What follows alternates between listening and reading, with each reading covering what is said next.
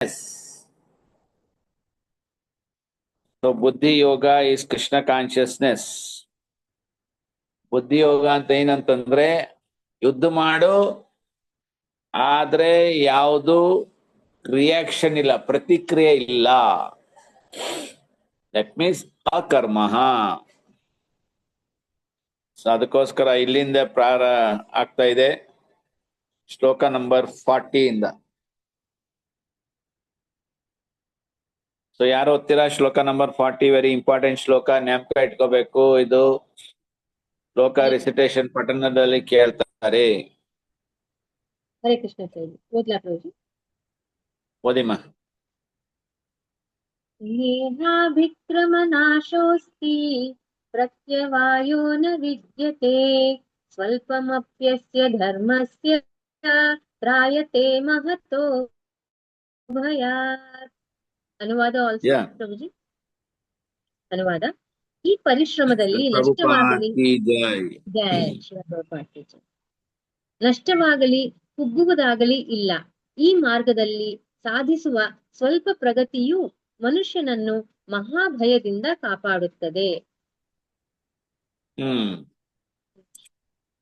Krishna consciousness ಏನಂತಂದ್ರೆ ಇಲ್ಲಿ ತಿಳಿಸ್ಕೊಡ್ತಾ ಇದ್ದಾರೆ. ಮೊದ್ಲೇದು ಫಸ್ಟ್ ಮೆಟೀರಿಯಲ್ ಬೆನಿಫಿಟ್ ಏನಂತಂದ್ರೆ ಅದು ಯಾವತ್ತೂ ನಾಶ ಆಗೋದಿಲ್ಲ, ಕಡಿಮೆನೂ ಆಗೋದಿಲ್ಲ. ಕಡಿಮೆ ಆಗಲ್ಲ ಅಂತಂದ್ರೆ ಅರ್ಥ ಸ್ಥಿರ ಆಗಿರುತ್ತೆ, like a fix deposit. Loss ಅಂತಂದ್ರೆ ಏನದು? ಕಳ್ಕೊಂಡು ಬಿಡೋದು, ಕಳ್ಕೊಳ್ಳೋದು ಆಗೋದಿಲ್ಲ.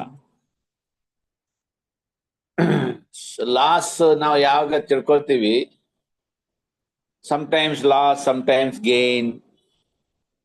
ಸೆಟ್ ಆಫ್ ಮಾಡೋದು, ನಾವು ಅಷ್ಟು ಪುಣ್ಯ ಮಾಡಿದೀವಿ, ಇಷ್ಟು ಪಾಪ ಮಾಡ್ತಿದೀವಿ, ಪ್ಲಸ್ ಮೈನಸ್ ಕ್ಯಾನ್ಸಲ್. ಇಲ್ಲ, ಆತರ ಇಲ್ಲ. ಅದು ಕೃಷ್ಣ ಪ್ರಜ್ಞೆ ಆತರ ಇಲ್ಲ. ಯಾವ ತರ ಇರುತ್ತೆ? ಯಾವ್ದು ತರದ್ದು ಲಾಸ್ ಆಗೋದಿಲ್ಲ ಅಥವಾ ಕಡಿಮೆ ಆಗೋದಿಲ್ಲ.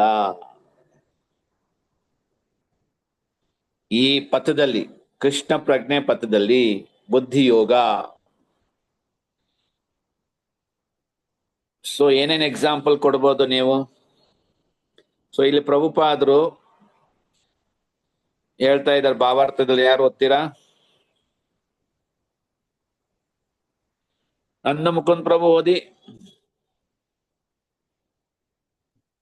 ಹರೇ ಕೃಷ್ಣ. ಹರಿ ಬೋಲ್. ಶ್ಲೋಕ ಎಷ್ಟಮ್ಮ? 40.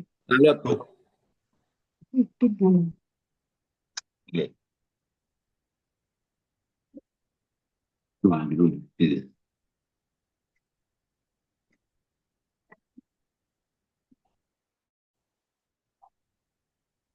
ಇಟ್ಟಿದೆಯಲ್ಲ 240. ಹರೇ ಕೃಷ್ಣ. ಭಾವಾರ್ಥನ ಪ್ರಭುಜಿ. ಕೃಷ್ಣ ಪ್ರಜ್ಞೆಯಲ್ಲಿ ಕೆಲಸ ಮಾಡುವುದು ಅಥವಾ ಇಂದ್ರಿಯ ತೃಪ್ತಿಯ ನಿರೀಕ್ಷಣೆ ಇಲ್ಲದೆ ಕೃಷ್ಣನ ಉಪಯೋಗಕ್ಕಾಗಿ ಕೆಲಸ ಮಾಡುವುದು ಕರ್ಮದ ಅತ್ಯುನ್ನತ ಆಧ್ಯಾತ್ಮಿಕ ಲಕ್ಷಣ. ಇಂತಹ ಕರ್ಮದ ಅಲ್ಪ ಪ್ರಾರಂಭಕ್ಕೂ ಅಡ್ಡಿಯುಂಟಾಗುವುದಿಲ್ಲ. ಈ ಅಲ್ಪ ಪ್ರಾರಂಭವು ಯಾವ ಘಟ್ಟದಲ್ಲೂ ನಷ್ಟವಾಗುವುದಿಲ್ಲ. ಐಹಿಕ ಮಟ್ಟದಲ್ಲಿ ಪ್ರಾರಂಭ ಮಾಡಿದ ಯಾವುದೇ ಕೆಲಸವನ್ನು ಸಂಪೂರ್ಣವಾಗಿ ಮಾಡಬೇಕು, ಇಲ್ಲವಾದರೆ ಇಡೀ ಪ್ರಯತ್ನವೇ ವಿಫಲವಾಗುತ್ತದೆ. ಆದರೆ ಕೃಷ್ಣ ಪ್ರಜ್ಞೆಯಿಂದ ಪ್ರಾರಂಭ ಮಾಡಿದ ಕೆಲಸವನ್ನು ಸಂಪೂರ್ಣಗೊಳಿಸದಿದ್ದರೂ ಅದರ ಪರಿಣಾಮವು ಶಾಶ್ವತವಾಗಿರುತ್ತದೆ.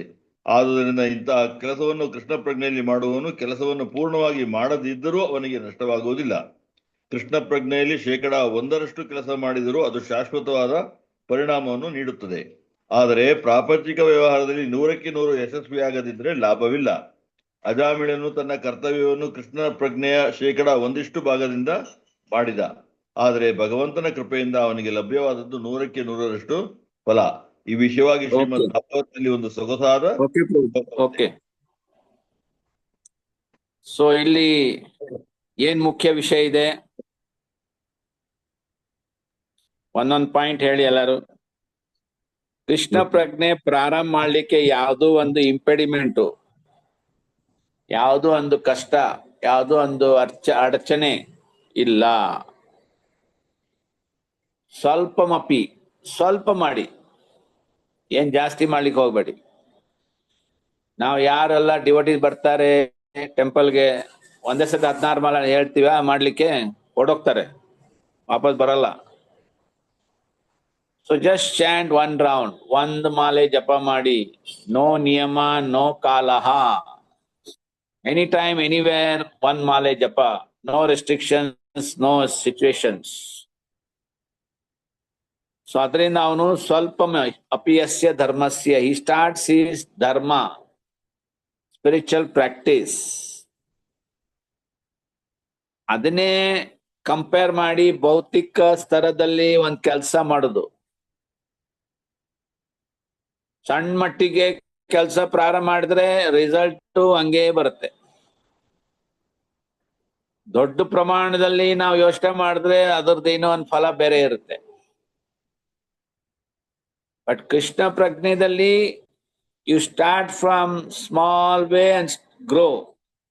ಏನಾದ್ರೂ ಮಧ್ಯದಲ್ಲಿ ಯಾವುದೋ ಕಾರಣದಿಂದ ಬಿಟ್ಬಿಟ್ರೆ ಸ್ಟಿಲ್ ಫಲ ಸಿಗುತ್ತೆ. ಮತ್ತೆ ಅಷ್ಟೇ ನಮ್ಗೆ ರಕ್ಷಣೆ ಇರುತ್ತೆ ಅದದ್ದು. ಅದು ಎಲ್ಲೂ ನಾಶ ಆಗೋದಿಲ್ಲ, ಶಾಶ್ವತ ಆಗಿರುತ್ತೆ. ಸೊ ನಾಶ ಆಗೋದಿಲ್ಲ, ಶಾಶ್ವತ ಇರುತ್ತೆ. ಆಮೇಲೆ ಅದು ಯಾರು ನಮ್ಮಿಂದ ಕಿತ್ಕೊಳಿಕ್ ಆಗೋದಿಲ್ಲ. So much benefit for doing Krishna consciousness. ಅದೇ ಭೌತಿಕ ಕಾರ್ಯ ಮಾಡಿದ್ರೆ you won't get any result. Prabhupada ಹೇಳ್ತಾ ಇದ್ದಾರೆ, ಭೌತಿಕ ಕಾರ್ಯದಲ್ಲಿ 100% ಎಫರ್ಟ್ ಹಾಕಿದ್ರೆ 100% ರಿಸಲ್ಟ್ ಸಿಗ್ಬೋದು, ಇಲ್ಲ ಸಿಗ್ಬೋದಿಲ್ಲ. ಬಟ್ 100% ಎಫರ್ಟ್ ಭೌತಿಕ ಕಾರ್ಯದಲ್ಲಿ ಹಾಕ್ಲಿಲ್ಲ ಅಂದ್ರೆ sometimes we will not get any result. ನಮ್ಗೆ ಏನ್ ಸಿಗೋದಿಲ್ಲ ರಿಸಲ್ಟ್. ಶ್ರಮ ಏವ ಹಿ ಕೇವಲಂ. ಸೊ ಇದು ನಾವು ನೆನಪು ಇಟ್ಕೋಬೇಕು. 1% Krishna consciousness, 1% result. 50%, 50% result. 99%, 99% result. Example is Ajamila. ಅವನು ಮುಂಚೆ ಏನ್ ಮಾಡಿದ ಅದೆಲ್ಲ ಕಳ್ಕೊಳ್ಳಿಲ್ಲ, ಏನೋ ನಾಶ ಆಗ್ಲಿಲ್ಲ, ಸ್ವಲ್ಪ ಡಿವಿಯೇಷನ್ ಆಯ್ತು ಅವನು. ಬಟ್ ಅಂತಕಾಲೇ ಹಿ ರಿಮೆಂಬರ್ಡ್. ಆಮೇಲೆ ರಿಸಲ್ಟ್ ಏನ್ ಸಿಕ್ತ ಅವನ್ಗೆ 100%. ಪ್ರಭುಪಾದ ಒಂದ್ಸತೆ ಟೋಕಿಯೋದಲ್ಲಿ ಕ್ಲಾಸ್ ಕೊಡ್ತಾ ಇದ್ರು. ಅದು ಅವ್ರದ್ದು ವ್ಯಾಸಾಸನ್ ಮಂಚ, ವ್ಯಾಸಾಸನ್ ಮೇಲಿತ್ತು, ಅಂದ ಮೆಟ್ಲಿ ಹತ್ಕೊಂಡು ಹೋಗ್ಬೇಕು ಮೇಲೆ. ಆಮೇಲೆ ಕ್ಲಾಸ್ ಕೊಡ್ತಾ ಇದ್ರು. ಲಾಸ್ಟ್ಗೆ ಹೇಳಿದ್ರು, you should be 100% Krishna conscious to go garden. ಆಮೇಲೆ thank you very much, Hare Krishna, ಮುಗೀತು ಕ್ಲಾಸಲ್ಲಿ ಇದೇ ಎಂಡ್ ಆಯ್ತು. ಫುಲ್ ಸೈಲೆನ್ಸ್, ಎಲ್ಲರ ತಲೆಯಲ್ಲೇ ಹೋಗ್ತಾ ಇದು ಯೋಚನೆ ಮಾಡ್ತಾ ಇದ್ದ 100% ಅಂತ. ಆಮೇಲೆ ಆ ಮೆಟ್ಲಿಂದ ಕೆಳಗಡೆ ಇಳಿದಾಗೆ, even if you are 90% Krishna consciousness, Krishna will accept you. ನೀವು 90% ಮಾಡಿದ್ರೆ ಸಹ ಕೃಷ್ಣ ನೀವು ಸ್ವೀಕರಿಸ್ತಾರೆ. ಇನ್ನೊಂದ್ 2 ಮೆಟ್ಲು ಹಿಡಿದ್ರು 60% ಇದ್ರು ಪರವಾಗಿಲ್ಲ, ಕೃಷ್ಣ ವಿಲ್ ಅಕ್ಸೆಪ್ಟ್ ಯು. ಆಮೇಲೆ ಹೊರಗಡೆ ಹೋಗಾಗ ಹೇಳಿದ್ರು, I got the key to the back door. ನನ್ನ ಹಿತ್ತಲ್ ಬಾಗ್ಲದು ಚಾವಿ ನನ್ನ ಹತ್ರ ಇದೆ, ಜಸ್ಟ್ ಕ್ಯಾಚ್ ಮೈ ಧೋತಿ.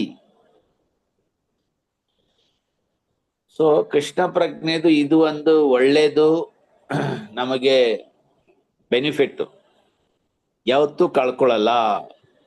ನೀವು ನೋಡಿರ್ಬೋದು, ಕೆಲವೊಂದು ಡಿವೋಟೀಸ್ ಬರ್ತಾರೆ, ಬೇಗ they start advancing very fast.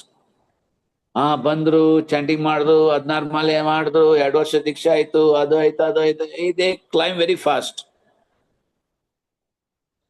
ಇನ್ ಕೆಲವೊಂದ್ ಜನ 20 ವರ್ಷ ಆದ್ರೆ, ಪ್ರಭು ಅದೇನಂತಂದ್ರೆ ನಾನು ಮುಂದಿನ ವರ್ಷ ಯೋಚನೆ ಮಾಡ್ತೀನಿ, ದೀಕ್ಷಾ ತಗೋಬೇಕೋ ಬೇಡೋ.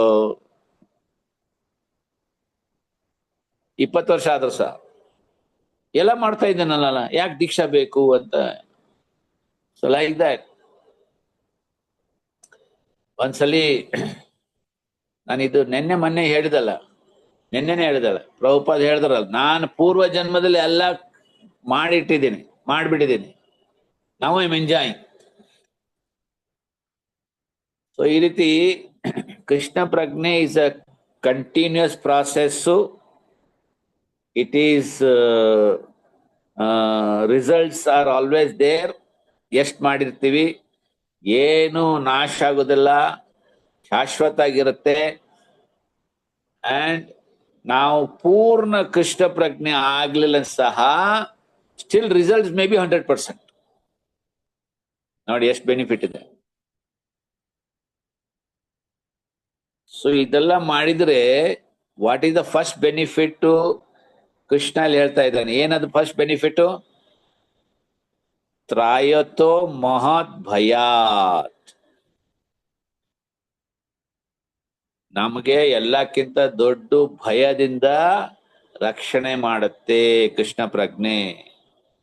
ಸೊ ಕ್ವಶನ್ ಈಸ್, ಎಲ್ಲಕ್ಕಿಂತ ದೊಡ್ಡ ಭಯ ಏನಿದೆ ಪ್ರಪಂಚದಲ್ಲಿ? ಯಾರು ಹೇಳ್ತೀರಾ? ಬೇಗ ಹೇಳಿ. ಡೆತ್ ಪ್ರಭುಜಿ. ಹೇಳಿ ಎಲ್ಲ, ಬೇಗ ಹೇಳಿ. ಡೆತ್. ಡೆತ್. ಇನ್ನೊಂದು ಆನ್ಸರು? Any other answer? ಪ್ರಾಣಿ ಯೋನಿಯಲ್ಲಿ ಜೀವ ತಗೊಳ್ಳೋದು ದೊಡ್ಡ ಭಯ. Losing the Krishna consciousness. ಇನ್ಯಾವುದು ಪ್ರಶ್ನೆ ಉತ್ತರ ಇದೆಯಾ? Life after death. ಆ life after death. Life after death. ಇನ್ಯಾವ ಆನ್ಸರ್ ಇದೆಯಾ? ಸೊ ಭಗವದ್ಗೀತಾ ಸ್ತರದಲ್ಲಿ ನಾವು ಏನು ಅರ್ಥ ಮಾಡ್ಕೋಬಹುದು? ಎಲ್ಲಕ್ಕಿಂತ ದೊಡ್ಡ ಭಯ ಏನಂತಂದ್ರೆ ಮೃತ್ಯು. ಈ ಸ್ತರದಲ್ಲಿ ಭಗವದ್ಗೀತಾ ಲೆವೆಲ್ ಆಫ್ ಅಂಡರ್ಸ್ಟ್ಯಾಂಡಿಂಗ್. ನೀವು ಹೇಗೆ ಮತ್ತೆ ಇನ್ನು ಮೇಲ್ಮೇಲೆ ಸ್ಟಾರ್ಟ್ ಸ್ಟಡಿಂಗ್ ಭಾಗವತಂ, ಚೈತನ್ಯ ಅಲ್ಲಿದು ಏನು ಬರುತ್ತೆ ಅಂತಂದ್ರೆ ಅಂಡರ್ಸ್ಟ್ಯಾಂಡಿಂಗು, ಈ ಪತನ ಆಗೋದು ಮನುಷ್ಯ ಜನ್ಮದಿಂದ to get in to lower ಜೀವರಾಶಿ, ಲೋವರ್ ಬಾಡಿ, ಪಶು ಪಕ್ಷಿ ಕೀಟ. That is very important, to most dangerous. So Prabhupad ಪರ್ಪಟಲ್ ಬರೀತಾರೆ ಭಾಗವತಮದಲ್ಲಿ, ಅಟ್ಲೀಸ್ಟ್ ತಿರ್ಗಾ ಒಂದು ಮನುಷ್ಯ ಜನ್ಮ ಪಡಿಲಿಕ್ಕೆ ನೀವು ಪ್ರಯತ್ನ ಮಾಡಿ. isn't it correct? ಈಗ ನಾವು ಕೆಲವೊಂದು ಜನ ಬ್ರಾಹ್ಮಣ ಕುಲದಲ್ಲಿ ಹುಟ್ಟಿದ್ದಾರೆ, ಕೆಲವೊಂದು ಜನ may be lower varna. Why? Because they have not utilise that varna properly. In ಕೆಲವೊಂದು ಜನ ಆ ವರ್ಣ, ಯಾವ ವರ್ಣಲ್ಲಿ ಇದ್ದಾರೆ ಅದಕ್ಕಿಂತ ಹೆಚ್ಚು ಪ್ರಾಕ್ಟೀಸ್ ಮಾಡಿ ಅವ್ರು ಎಲಿವೇಟ್ ಆಗಿದ್ದಾರೆ. ಬಟ್ ಭಯ ಅಂತ ಇಲ್ಲಿ ಬರ್ದಿದ್ದಾರೆ, ಕೃಷ್ಣ ಭಯ ಅಂತ ಹೇಳ್ತಾ ಇದ್ದಾನೆ. ಭಯ ಈಸ್ ಮೃತ್ಯು. ಹೈಯರ್ ಅಂಡರ್ಸ್ಟ್ಯಾಂಡಿಂಗ್ ಏನಂತಂದ್ರೆ ಬೇರೆ ಕೆಳಗಿನ ಯೋನಿದಲ್ಲಿ ನಮಗೆ ಜನ್ಮ ಪಡೆಯುವುದು. ಎಕ್ಸಾಂಪಲ್ ಯಾರು ಹೇಳ್ತಾರ? ಬೇಗ ಹೇಳಿ. Jadabharata ಪ್ರಭುಜಿ. Jadabharata. he was Bharata, then he became a ಜಿಂಕೆ. ಜಿಂಕೆ.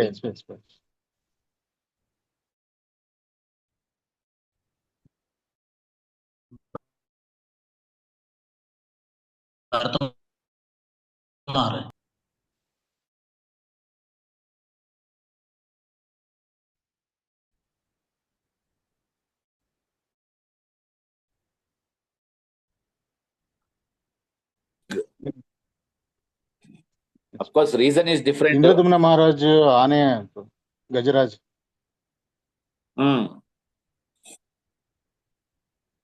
ಆಮೇಲೆ ಇನ್ನೊಬ್ಬ ರಾಜ ಇದ್ರು, ಅವರು ದಾನ ಮಾಡ್ತಾ ಇದ್ರು, ಹಸು ದಾನ ಮಾಡಿದ್ರು ಒಂದ್ ಬ್ರಾಹ್ಮಣನ್ಗೆ. ಆ ಒಂದ್ ಹಸು ತಪ್ಪಿಸ್ಕೊಂಡು ಮತ್ ವಾಪಸ್ ಬಂದ್ಬಿಟ್ಟು ತಿರ್ಗಾ ಅದೇ ಹಸು ಮತ್ತೆ ದಾನ ಮಾಡಿದ್ರು ಇನ್ನೊಂದ್ ಬ್ರಾಹ್ಮಣನ್ಗೆ.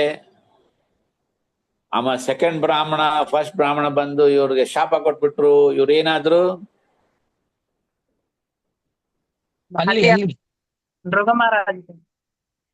ಆ Dhruva Maharaja. Lizard. Lizard in the well.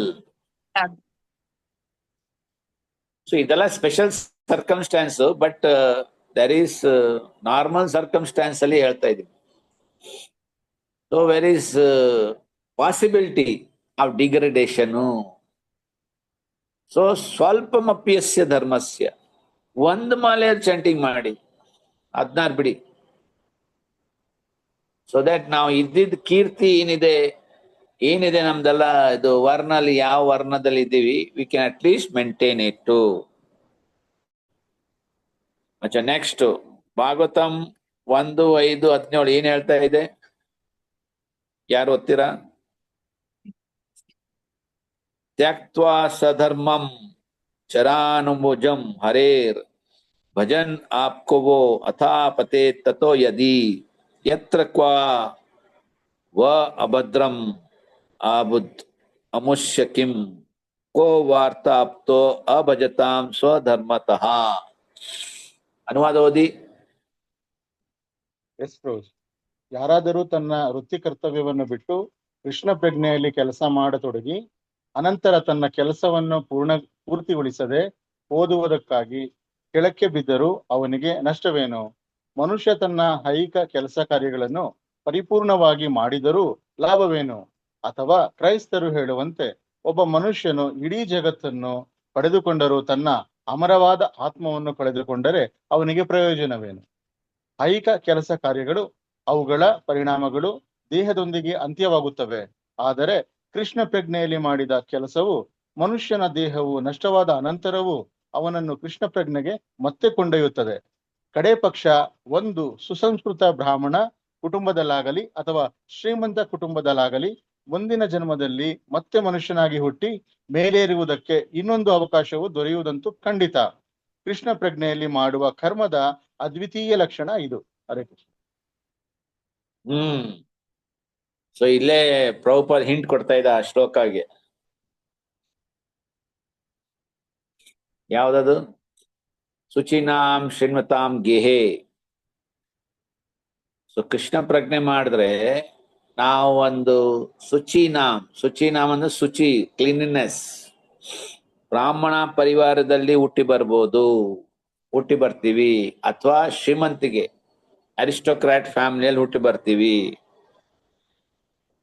ಅಲ್ಲಿ ಏನ್ ಲಾಭ ಇದೆ?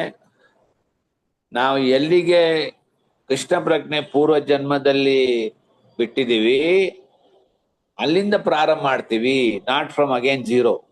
ಇದು ಇನ್ನೊಂದು ಬೆನಿಫಿಟ್ ಇದೆ ಕೃಷ್ಣ ಪ್ರಜ್ಞೆಯಲ್ಲಿ. ಈ ಜನ್ಮದಲ್ಲಿ ನಾವು ಎಲ್ಲಿವರೆಗೂ ಬಿಟ್ಟಿದೀವಿ, ನೆಕ್ಸ್ಟ್ ಜನ್ಮ ಅಲ್ಲಿಂದ ಮತ್ತೆ ಪ್ರಾರಂಭ ಮಾಡ್ತೀವಿ ಎಲ್ಲಿ ಬಿಟ್ಟಿದೀವಿ, not again from zero. But ಭೌತಿಕ ಜ್ಞಾನ ಮತ್ತೆ a for apple, b for ball, c for cat ಅದ್ ಮತ್ತೆ ಒತ್ತಲೇಬೇಕು. Only thing what happens, the ಪ್ರಜ್ಞೆ ಇಸ್ ಕ್ಯಾರಿಡ್ ಫಾರ್ವರ್ಡ್. ಆ ವ್ಯಕ್ತಿ ಪೂರ್ವಜನ ಡಾಕ್ಟರ್ ಇದ್ರೆ ಈ ಜನ್ಮದಲ್ಲಿ ಕೂಡ ಡಾಕ್ಟರ್ ಆಗ್ತಾನೆ. he will not take any other profession. ಪೂರ್ವ ಜನ್ಮದ ಇಂಜಿನಿಯರ್ ಇದ್ರೆ ಈ ಜನ್ಮದಲ್ಲಿ ಇಂಜಿನಿಯರ್ ಆಗ್ತಾನೆ. ಪೂರ್ವ ಜನ್ಮದ ರೈಲ್ವೇಸ್ ಅಲ್ಲಿ ಕೆಲಸ ಮಾಡದಿದ್ರೆ ಈ ಜನ್ಮದಲ್ಲೂ ಕೂಡ ರೈಲ್ವೆ ಕೆಲಸ ಮಾಡ್ತಾರೆ.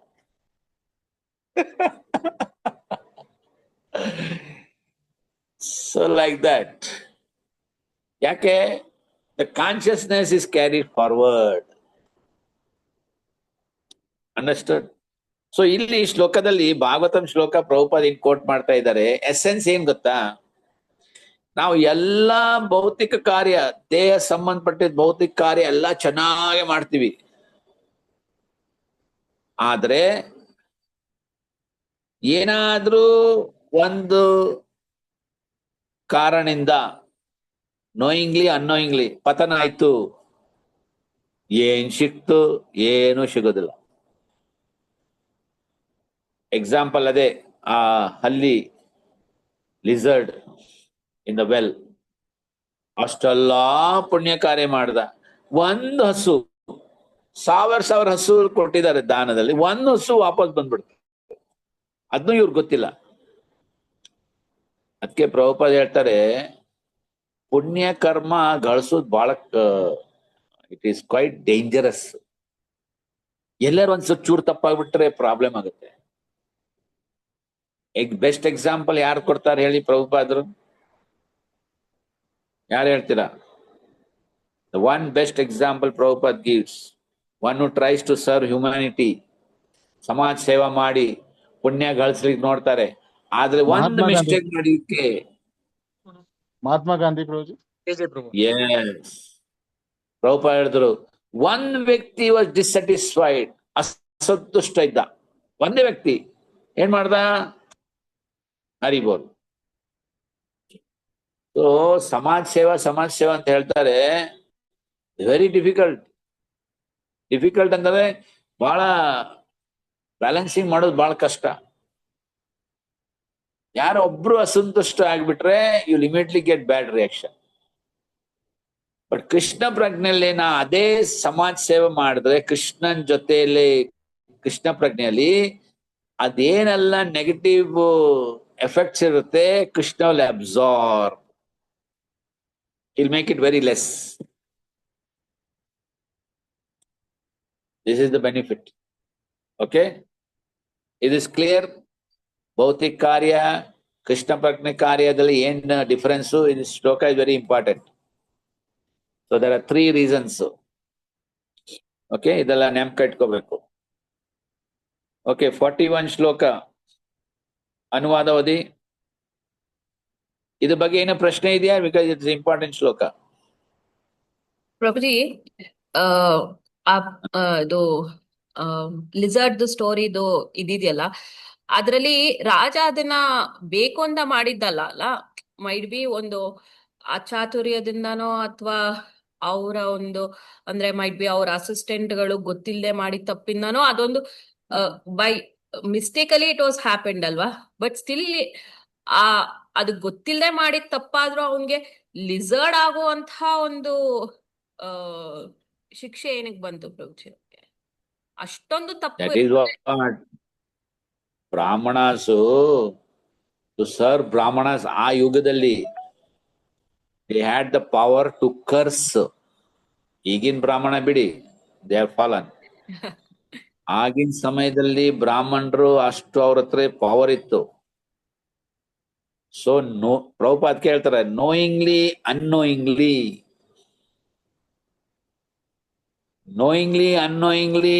ಅಪರಾಧ ಮಾಡಿದ್ರೆ ಅಪರಾಧೆ, ಅನ್ನೋಯಿಂಗ್ಲಿ ಪಾಪ ಮಾಡಿದ್ರೆ ಪಾಪನೇ. ಈ ಉಸ್ಲಾಡಿಸ್ತಾ ಇದ್ದೀರಾ, you know how many germs are dying? Yes, Prabhuji. ಖಂಡಿತವಾಗ್ಲು. Who is responsible? ಪ್ರಭು ನನಗೆ ಗೊತ್ತಿಲ್ಲ, ನಾನು ಕಾಣ್ಲಿಲ್ಲ ಅಂತ ಹೇಳಿಕ್ಕಾಗತ್ತಾ? ಎಸ್. ಸೊ ಕೃಷ್ಣ ಪ್ರಜ್ಞೆಯಲ್ಲಿ ನಾವು ಕೆಲಸ ಮಾಡ್ತಾ ಇದ್ರೆ ಈ ಸಣ್ಣ ಪುಟ್ಟು ಏನು ಆಗತ್ತೆ ಪಾಪಗಳು, it is observed, it is understood, but knowingly we should not do. ಅವನ್ಗೆ ಗೊತ್ತು, ಒಂದ್ ಹೊಸು ವಾಪಸ್ ಬಂದ್ಬಿಡ್ತು. And whatever the servants do mistake, master has to take the responsibility, isn't it? Yes, ಪ್ರಭುಜಿ. ಆ ರೀತಿ Okay. ಹೇಳೋದ್ ಅರ್ಥ ಏನಂತಂದ್ರೆ, ಏನೇ ನಾವು ಪುಣ್ಯ ಕಾರ್ಯ ಮಾಡ್ತೀವಿ ಅನ್ಕೊಂಡು ಸಮಾಜ ಸೇವಾ ಅಂತ ಹೇಳ್ತೀವಿ, ದೇಶ ಸೇವಾ, ಸಮಾಜ ಸೇವಾ, you have to be very careful. You can't be careless. But ಈ ಫೆಸ್ಟಿವಲ್ ಆರ್ಗನೈಸ್ ಮಾಡ್ತಾ ಇದೀವಿ, there will be some shortcomings, shortfalls and the so Krishna will absorb that. But ನಾವು ಗೊತ್ತಿದ್ದು ಮಾಡ್ತಾ ಇಲ್ಲ, ಬಟ್ ವಿದಿನ್ ನಾವು ಲಿಮಿಟ್ಸ್ ಮಾಡುವಾಗೆ ಏನಾರು ಹೆಚ್ಚ ಕಡಿಮೆ ಆದ್ರೆ ಅದಕ್ಕೋಸ್ಕರ ಡಿವೋಟೀಸ್ ಎಲ್ಲ ಸೇರ್ಕೊಂಡು ಫೆಸ್ಟಿವಲ್ ಆದ್ಮೇಲೆ ಎಲ್ಲ ಸೇರ್ಕೊಳ್ತಾರೆ. ಆಮೇಲೆ ಅಲ್ಲೊಂದು ದೊಡ್ಡ ಮಹಾ ವಂಚಕಲ್ಪ ಮಾಡ್ತಾರೆ. ಏನೋ ತಪ್ಪಾಗಿದ್ರೆ ಕಿಚನ್ ಡಿಪಾರ್ಟ್ಮೆಂಟ್ ಇಂದ, DT ಡಿಪಾರ್ಟ್ಮೆಂಟ್ ಇಂದ, ರಥ ಡಿಪಾರ್ಟ್ಮೆಂಟ್ ಇಂದ, ಅಥವಾ ಅಕಾಮಿಡೇಷನ್ ಡಿಪಾರ್ಟ್ಮೆಂಟ್ ಇಂದ ಎಲ್ಲರೂ ಮಹಾ ವಂಚಕಲ್ಪ ಹೇಳ್ಬಿಟ್ಟು, ಪ್ರಸಾದಂ ಡಿಪಾರ್ಟ್ಮೆಂಟ್ ಇಂದ ಪ್ರಭುಜಿ, ಟ್ರಾನ್ಸ್ಪೋರ್ಟೇಷನ್ ಡಿಪಾರ್ಟ್ಮೆಂಟ್ ಇಂದ, etcetera etcetera. So this is spirituality. Forget and forgive. Forgive and forget. Okay, ಶ್ಲೋಕ 41 ಓದಿ ಅನುವಾದ. ಓದ್ಲಾ ಪ್ರಭು? ಓದಿಮ್ಮ. ಶಿಲ ಪ್ರಭುಪಾದಕ್ಕೆ ಜಯ. ಅನುವಾದ: ಈ ಮಾರ್ಗದಲ್ಲಿ ಇರುವವರು ದೃಢ ಸಂಕಲ್ಪ ಹೊಂದಿರುತ್ತಾರೆ ಮತ್ತು ಅವರಿಗೆ ಒಂದೇ ಗುರಿ. ಪ್ರೀತಿಯ ಗುರುನಂದನನೇ, ನಿಶ್ಚಯ ಸ್ವಭಾವವಿಲ್ಲದವರ ಬುದ್ಧಿಗೆ ಅನೇಕ ಶಾಖೆಗಳಿರುತ್ತವೆ.